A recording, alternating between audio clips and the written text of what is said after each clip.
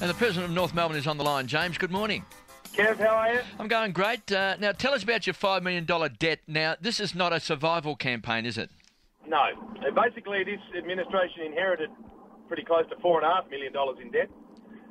Worked it down to something that was pretty manageable, just over the threes, and then decided to invest in the facility at Arden Street, Aegis Park, which was $1.5 million that the club and the board chose to invest, firmly of the belief that we had absolutely no chance of on-field success unless we fixed what was there, and I know you're aware of that. So that's how the debt got back to around about the level it is now. And as I said today in the paper with Rowan, for us to be truly successful on and off field, it's at an unacceptable level. So it's about winning games and being successful. It's not about survival. I think we've got the TV rights for the next 5 years. So North Melbourne is set in stone here in Melbourne. You'll play a couple of games down at Bell Reef. But like Richmond and Melbourne, you want to try and get the debt down, get rid of this interest rate so that you can actually compete. Absolutely. It's the fifth plank of what we said back at the end of 2007. We publicly said we obviously wanted to keep the club here in Melbourne. We wanted to build the Arden Street facility. We wanted to unravel a pretty complicated shareholding structure, but treat those people with respect at the same time. And we wanted to invest heavily in football because, as Dean Laidley will attest, if he was asked at that time, our footy department spend was nowhere near enough. So we've spent $3.5 to $4 million in the ensuing 3.5 years getting our footy department spend to a level where we are competitive, and I think everyone can see that on field, and heading in the right direction. So now it's time to address debt. We've got free agency, we've got a few things on the horizon that we need to combat, and to combat it, we need that debt level eliminated. How are you going to go about raising the money, $5 million?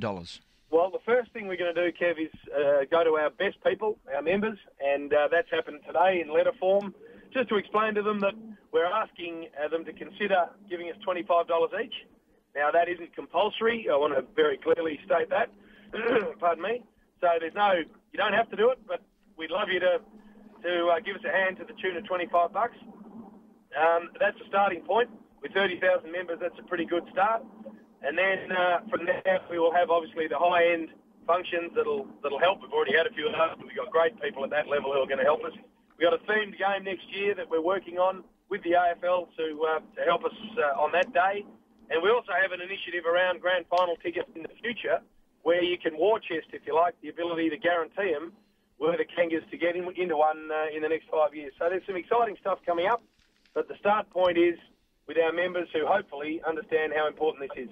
So that's around about $150 each over 5 years if you've got 30,000 members. And you do make a point today in Rowan Connolly's article in The Age that you estimate you've got about 200,000 supporters across Australia.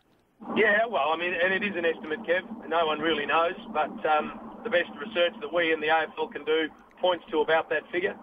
So, and the $150 over 5 years, it mightn't take 5 years. So that's just extrapolating, obviously, $25 out over that time. But let's start with 2012. If every member can help us to that point, and then maybe jump into these other initiatives, we can make a really severe dent in it and start to get the club into a really healthy a debt position.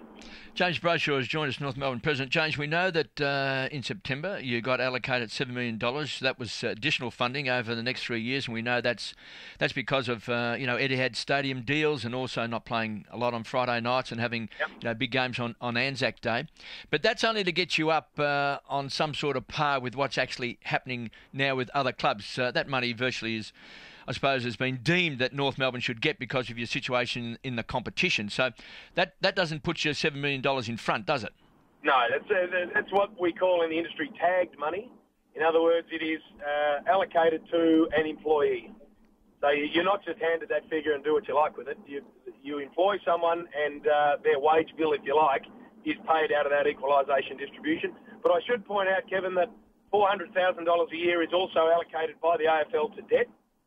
So over the next 3 years, $400,000 immediately will go against North Melbourne's debt via the AFL, which I think is terrific from them. And that gets us 1.2 over 3 years into the $5 million we're discussing. James, you always have the 5 white knights hanging over your head. Look, I do, and it's funny, I was watching a thing last night on the global financial crisis and the ongoing impact that has we launched that initiative as that hit.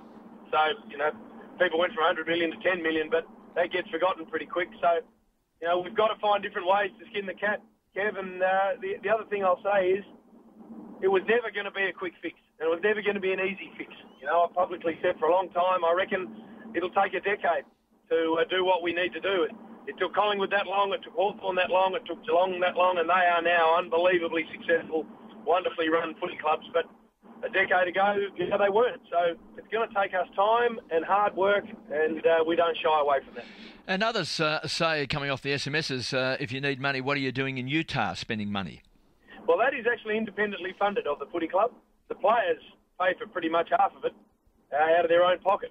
So when the footy department came to the board and to the management and said, we want to do this, we said, well, we can't fund it and won't fund it when we've got these other issues like debt, as the SMS people correctly point out. So the footy department went away and independently funded it. So that's how that happens. And I get a lot of SMSs, and I run into a lot of people out in the traps, and they keep telling me Brendan Fevola is going to go to North Melbourne. No, I don't think that's true, Kevin. If you look at our strategy with regard to trading and drafting, we haven't traded out now for 4 years, certainly not at the top end of our draft allocation. We've taken every kid in the draft. We believe that by bringing them into our club and teaching them how to play the North Melbourne way, that's going to get us to on-field success.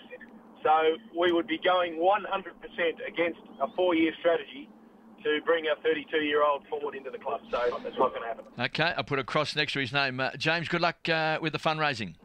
Well, thanks, Kevin, and all the North Melbourne people listening.